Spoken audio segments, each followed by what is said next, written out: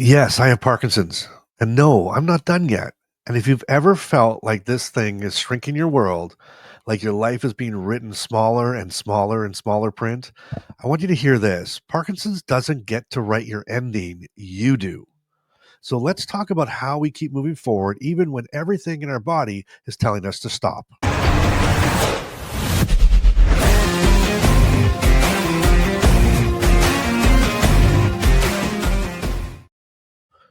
Well, welcome back, my friends. And to anyone new here, I'm really glad that you found this space.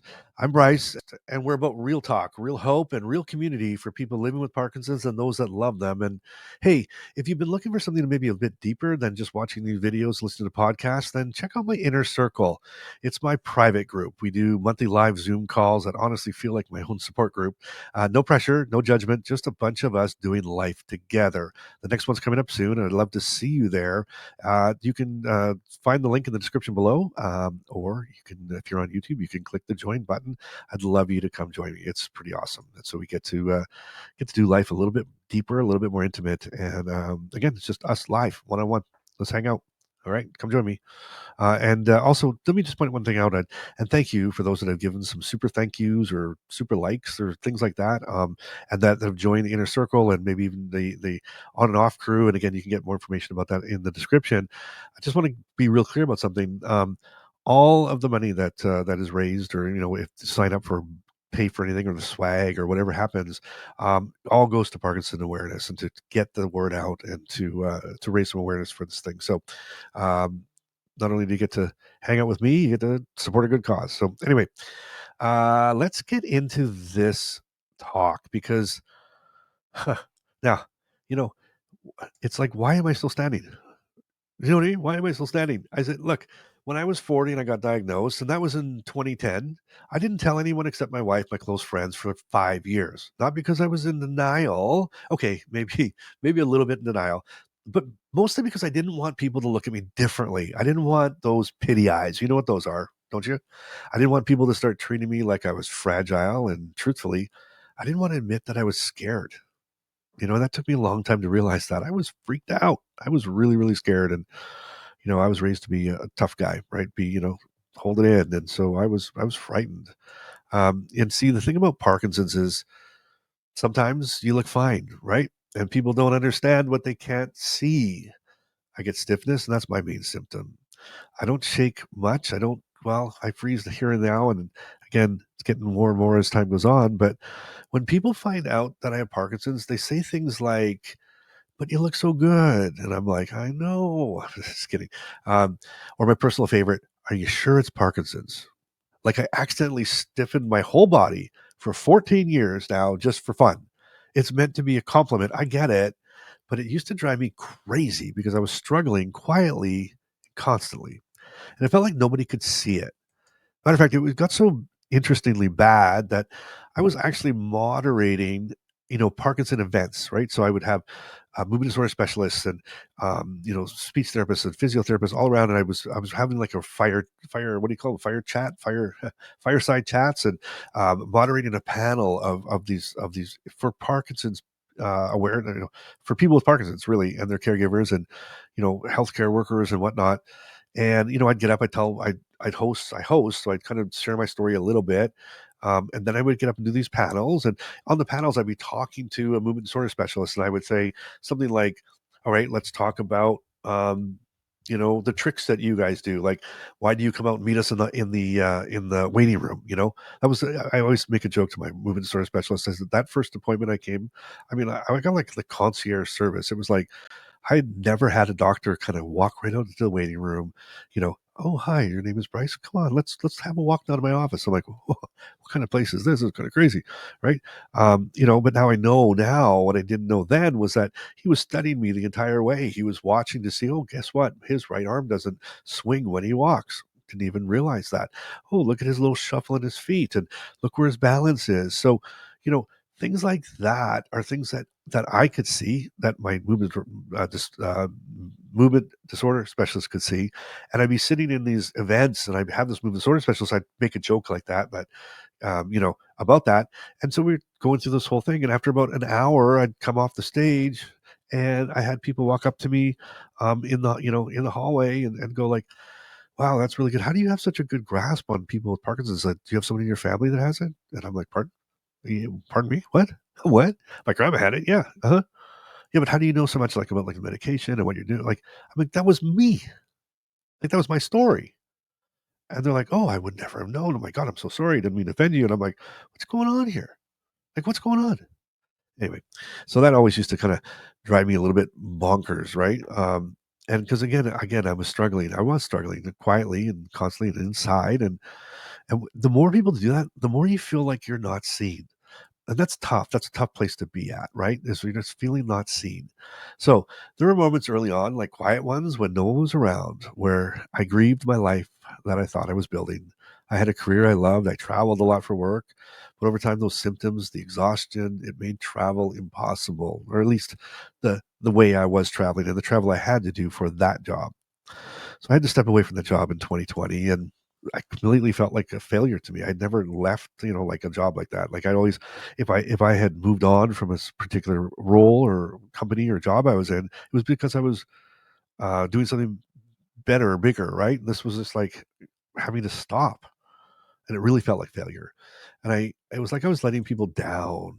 It was felt like, Parkinson's was finally winning. That was 10 years in now, right? 10 years. And it took me 5 to get kind of used to where I was at. And then 5 years later, I'm feeling like, okay, it's beating me. It's beating me. But what I didn't know at the time was that leaving that job was the beginning of something else, something incredible. So I fast forward a little bit here. Today, I'm working with Parkinson Canada. I moderate these events. I speak out loud about the things that I used to hide. I get messages every day from people who feel seen by something I said. And it reminds me that I'm still doing meaningful work and I'm still making a difference, just in a completely different way than I had ever imagined. So, no, I'm not done. And if you're watching this right now, neither are you. Neither are you. There are still days when I struggle. Don't get me wrong. I'm positive. I'm Mr. Positive. I love it. But I still struggle some days, right? I take the medication every 3 hours, 7 to 8 times a day. And I don't plan meals around it, but I know I'm eating heavy protein meal. I take an extra dose. I carry the pill bottle cap with the timer now because otherwise I'll forget when I took it, right? That's crazy. I don't even know when I took it or when. And that was a life changer. There's a link in the description below. And I'm telling you, if you forget your medication, I got to remember who put this in the comments. Somebody in the comments. Oh my gosh, I owe you a lot because this thing is insanely cool. I just picked it up and it's like there's a little timer on it. It tells me when I took my pills last, like the last time I opened the bottle, and you can see that there, like that. I guess what's that say? 36 minutes ago. I opened this bottle 36 minutes ago. So even if I forget that I took them, I can look at this and go, yeah, I did. I took them like 2.5 hours ago. Woohoo, right on. So now I carry that everywhere I go. It's crazy. It's a life changer. It's fantastic. Links in the description. Get one. I'm telling you, it'll change your life. And you know what? There's days that I feel stiff and stuck and I don't want to move. And days when I see a photo of myself and I realize, as I told you in the last one, that my face isn't moving like it used to. That facial masking is subtle, but it's there and it messes with my head more than I expected. But I still show up. I still film these things. I still speak. I still create because doing something is better than nothing. And forward is forward. I've always thought that forward is forward, right? I don't know what Parkinson's looks like for you. Maybe you shake, maybe you freeze, maybe it's pain, maybe it's fatigue, maybe it's all of the above. I don't know, but I do know this. You're still here, you're still breathing, and that means there's still something left in your tank. You don't have to be productive. You don't have to prove your worth to anybody, but you do get to keep living with purpose, with joy, and with grit. Even if your hand is shaking while you're doing it, it doesn't matter. You show up and you do it.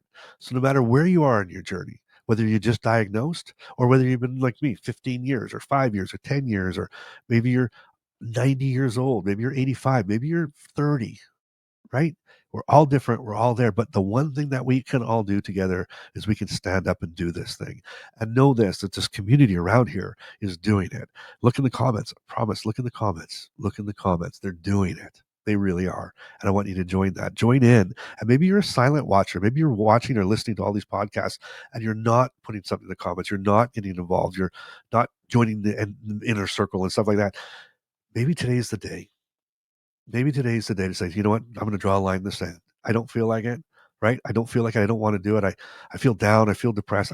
Well, you know what?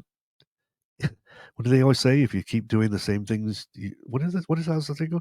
If you do the same things that you always done, have always done, and expect something different, that's the definition of sanity. You just keep doing the same things, expecting something to change, and it never changes, right? And you'll just be stuck in a rut. And there's nothing wrong with that. There's no shame in that because we've all been stuck in a rut before, and we sometimes will get into another rut. And that's why community is so important. That's why we're here. That's why I do this, to throw you a lifeline, to throw my hand. How can I help? Because I know what it feels like. So yeah, guess what? I have Parkinson's. And no, guess what? I'm not done yet. Why do you say that? I have Parkinson's, but I'm not done yet. Maybe shout it from the rooftops. I have Parkinson's and I'm not done yet. I'm not. I'm not done. Right on. It's exciting. I'm not done. Not done. Oh, I love it. And if you needed someone to say that out loud today, then let this be it. You're not done. You still matter. You still have something that only you can offer. And we need that. And we need you. We really do. And if this episode gave you something to hold on to, let me know. Drop me a line in the comments. Let me know. Tell me what keeps you going. And hey, don't forget to check out that inner circle. I'm telling you, the monthly Zoom call, it's one of my favorite parts of the month. We talk, we laugh, we share. And you know what? We share what's really going on. And we do it all together. The next one's coming up soon. I'd love to see you there. Subscribe if you hadn't. Join the community. Like the video if if it hit home with you, please like it and share it with someone who needs to hear this today. You're not done yet. See you next time.